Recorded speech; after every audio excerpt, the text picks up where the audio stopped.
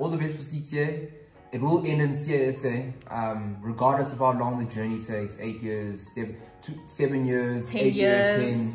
10. Yeah, and even if you're 40 and you're watching this, or you're, yeah, I know there's a lot of... It's never too late. It's never too late, yeah. So all the best with CTA, and it will end in CASA.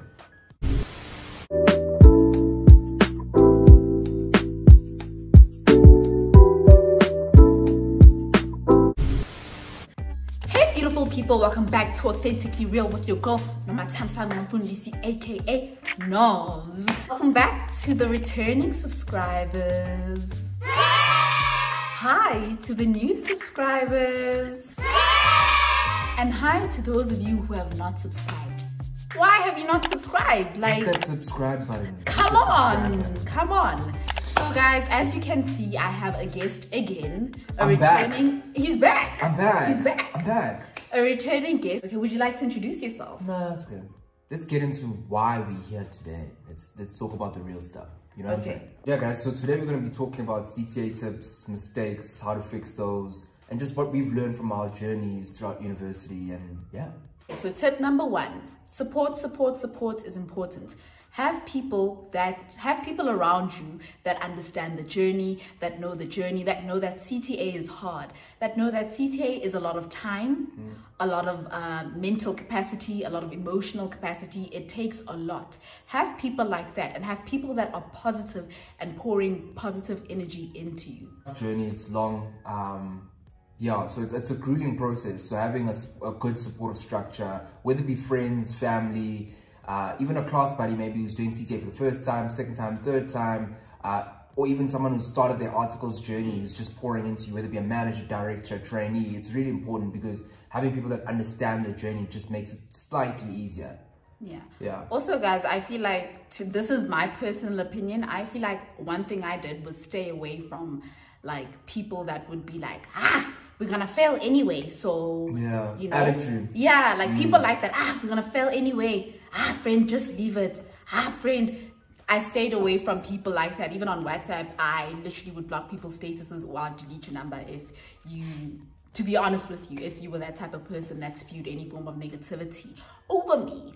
Okay. Number 2 from my end would be fix your basics. I think one mistake that I certainly did in undergrad is, I just didn't care. So I'd rock up to a test, like studying on the day, and like you get by and you pass, and then I'd think like I know what I'm doing. Yeah. And then like in CTA, you really realize that you need to know your stuff and know your basics. So just fix those basics because the volume of work and level of difficulty in CTA increases tenfold. So yeah. Okay, so tip number 3 is time. Time is so important. Guys, lecturers will tell you that you still have time to like make a comeback, which is true. I'm not saying that it's not true, but I think when they say that, I think you really need to be in beast mode. Like when they say you still have time to turn around, go into beast mode. Don't think I still have time, so let me I still have time, I can, make it. No, babe, you still have time, so go into beast mode. Like wake up early, start studying, sleep late, study, but study smart, obviously, But what does study smart mean? Study smart means, for example, with regards to CTA, studying hard would be going through, watching lecture slides and going through things that you actually do know. Studying smart would be focusing on revising things that you already know, and then things that you don't know, going hard in. I don't know if I'm making sense. So like with the things you already know, you just like revise, don't waste too much time on it because you know. But the things that you find difficult, make sure you're the back burner. Exactly. Make sure you're putting in time. I think we can put that as 4. Like I know I used to do this in undergrad. I love finance. So literally all I do the entire week is I just do finance. Every day, finance. And I got a lot of things. And I think in CTA, because of how difficult it is, and it can get quite discouraging because you're getting your marks back. You fail, for some people, you're failing for the first time ever. You're getting your test back, you're getting a 30%. And then there's certain complex concepts which we'll get into that maybe you're not familiar with. So like when you're studying, you find comfort in the things you know, and you're doing a lot of practice papers in the things you know, and you're getting things right. But then you're neglecting all the other stuff that you should also be focusing on. Again, remember that CTA is about prepping for ITC. And so ITC, you actually don't know, through those 2 days when you're writing, they could ask more auditing than tax. It could just be auditing and tax. You don't know what's going to come. So yeah, I'd say, yeah, studying smart, definitely tip number 4, yeah. I think it's, you know, even to like make it a bit personal, and he knows this, the one thing I avoided because I just kept doing really badly in was financial accounting. I just kept avoiding it because, honey, guys, I was just not understanding why I kept doing really, really bad. So don't avoid such things. It will bite you in the ass. Like, it'll bite you in the ass. Don't do that. Oh yeah, also just be a UJ student and alum. So like, we call, I know like a lot of universities call finance MANAC. We just call it finance. So finance is MANAC. Accounting, we just call it accounting. And a lot of universities, it's FINAC. And then obviously audit and tax. So yeah, if you guys just hear us using those words interchangeably, accounting for us is FINAC, finance, MANAC. Yeah.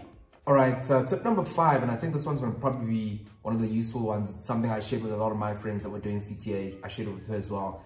The modules and subjects or concepts that you do in undergrad don't change much when you get to CTA. So again, more from a UJ's perspective, if I look at FINAC or accounting, the only new things that come in CTA is IFRS 2. IFRS 9 gets a little bit trickier.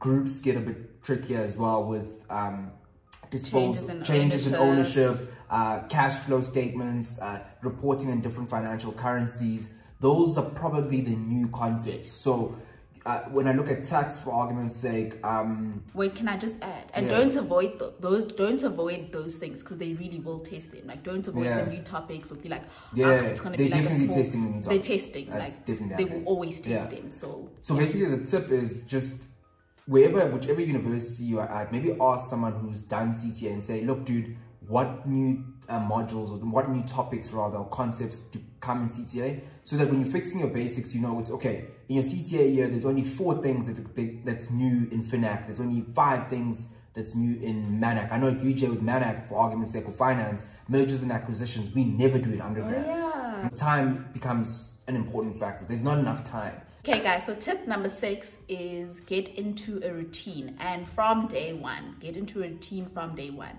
So one thing that someone recommended to me is, for example, because we're in COVID, or you know, COVID is still a thing and online learning is still a thing across all of the varsities, that person had recommended that since we have online lectures, to maybe go through all of my online lectures in like 2 days, so Monday and Tuesday, go through online lectures, then throughout the week just practice questions and keep revising. Because honestly speaking, guys, like, I know this is going to intertwine with point number 7 of practice questions, but practicing questions is so imperative. It's so important. Like, please don't, man, once you get your basics done, like, it's really important to get into practicing questions. Don't leave it till a week before the exam, because I can tell you a lot of the times a week before the exam, there's still a lot of things you have not covered, and then you find yourself not even touching one question paper or touching only one question paper, and you know, it's just not helping. So I feel like it's so imperative that you do practice questions from the get-go. For auditing, I know I'm already getting into this. For auditing, guys, day one, like, guys, you should be getting like 60s for auditing from test 2 or from test 1. Like, get into the mode of practicing questions from day one. I really hope you guys take this, because I feel like I took it, but I didn't really like enforce it properly, only towards the end. And it was like, girl, really? So really from the get-go, if you're not going to take anything, at least take this. Get into practicing questions. Revise practice questions. SK had previously said a lot of the work is from undergrad. There are new topics, but it's like really, in accounting, it's 4 new topics. A lot plus minus, but a lot of the work is literally from undergrad. So practice, cement your basics. So that would be my advice for like a routine.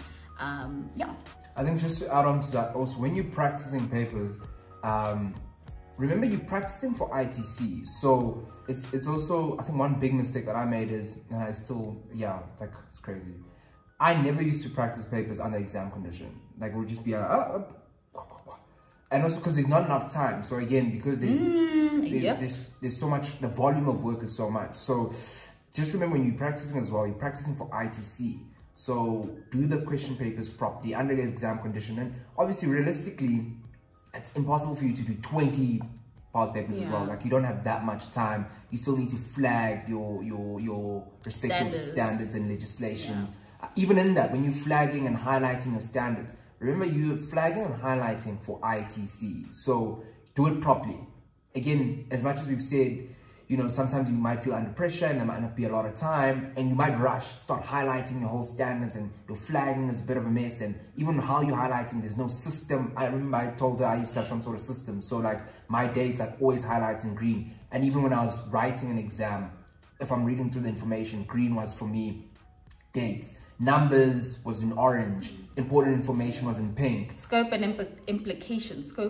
Yeah, so put them in different colors. It just makes it a bit easier when you're looking at your standards. And again, once you get into that routine, routine is not just about how you're studying. Routine is also how you're flagging, how you're highlighting your stuff. Remember, it is for ITC, so make sure you do it properly as well. Guys, I feel like we've lost count of the tips, but I feel like this is tip number 8. So basically, on speaking, you know, about legislations and acts and whatever, guys, you have a tax act, you have a legislation, a standard for the test purposely, okay, ne? So guys, don't go in the test now trying to memorize everything whilst you have a legislation that's supposed to help you in the exam or the test, because you end up now trying to, like, you know, memorize 500 things. Kanti, your leg is literally saying scope and implication. There's your answer. It doesn't have to be in your brain. But I think also with that being said, don't rely too much on your legislation. Like, it shouldn't be, it's your, you know, do or die if you know, you don't have it. Like, you should understand the work. You should understand why they're explaining it in that certain way. Like, be able to understand the leg, but don't use it smart. Be smart about it. Yeah, I think to add on to that, and it's one thing I used to do with her as well, is, again, as she said, like, there's a lot of things in audit, FINAC or accounting, not MANAC, because MANAC there's no standards, but you know, there's a lot of things that are in your legislations, in your standards. So what we do actually, and something I got her into as well, is before a test or 2 days before a test, everything you've highlighted and flagged, I'd literally say to her, okay, give me your tax legislation, and everything she's flagged, I'd say, okay, you flagged this section 18A donations tax. So I flip that flag and say, okay, tell me overall, why did you flag it? If it comes up in a test, especially now that exams, ITC, CTA, it's a lot of discussion based. So you really need to understand. So literally I'd go, okay, you've highlighted and flagged all these things. Why did you flag or highlight it? How do you understand it? And that way, again, it just shows, it'll help you realize where your weak areas are and if you really, really understand certain topics. But then also you understand your flagging, going back to using your legislation smart. So you already know, if you see donations tax in an exam, you know, section 18A tax, I know exactly where that is. So yeah, so again, don't try to memorize everything. Your legislations and your standards are there, but it's also equally important for you to know why you highlighted something, how the respective standard or thing works, why did you flag it as well. And then in your brain, the things that aren't in the book and the things that you battle with, or concepts you struggle with, those are the things that you should store up in your brain. Those little NBs in your lecturers, and your lecturers are like, remember this and remember that. That's not in your legislation. That's what you need to remember. And also don't wait till like the last minute to now do what he just advised with regards to the legislation, like going through it and understanding why you actually flagged it, because I'm telling you, you'll be shocked. And I'm saying this from experience. You'll be shocked. And I think maybe even if going through your standard, go through like your standard with someone. So if you're writing tax in 2 weeks, maybe sit with someone who's in your class. Can we not even say in 2 weeks? Can we say in a month, bruh? If you're writing tax in a month. Because 2 weeks, hey, bruh.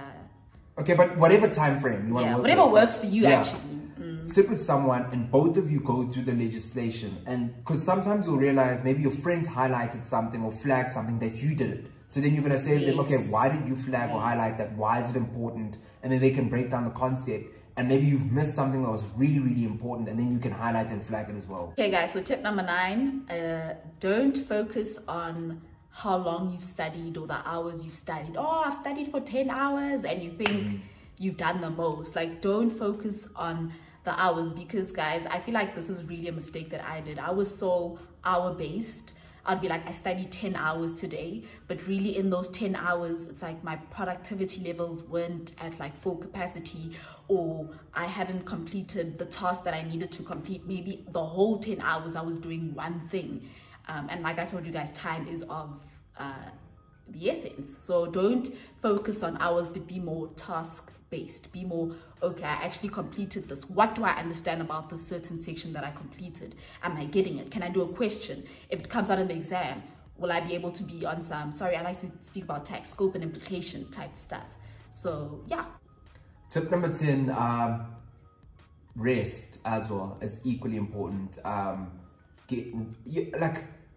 don't know how you guys react, but sometimes, like, I know with her, when she gets stressed, she gets really, really sick. And I also get sick sometimes. Well, especially in CTA. Yeah, I got really sick.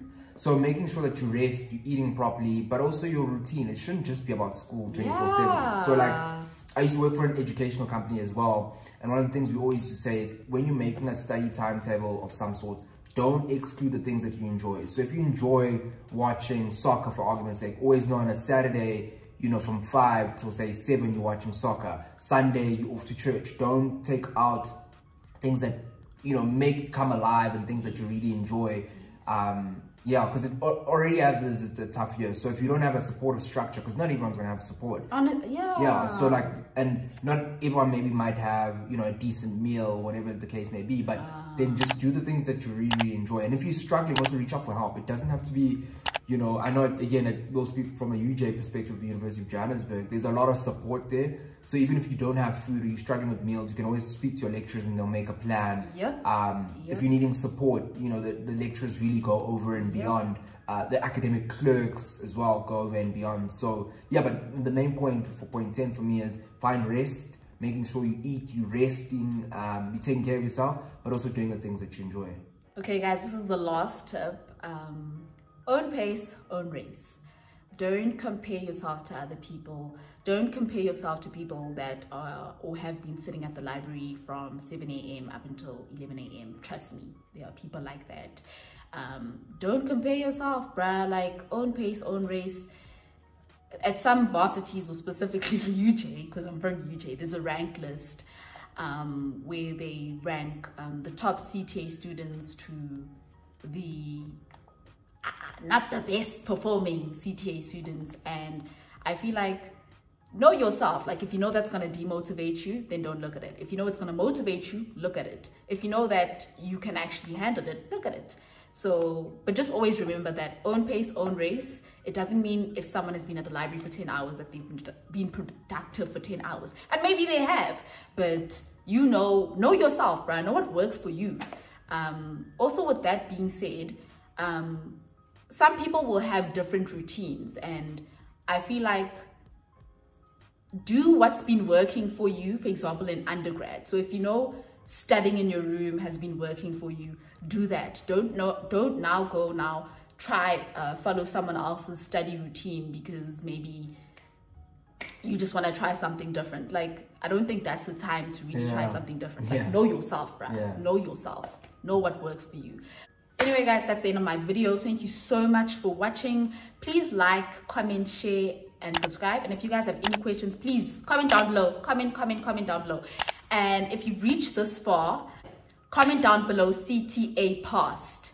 Okay, guys. Anyways, thank you so much for watching.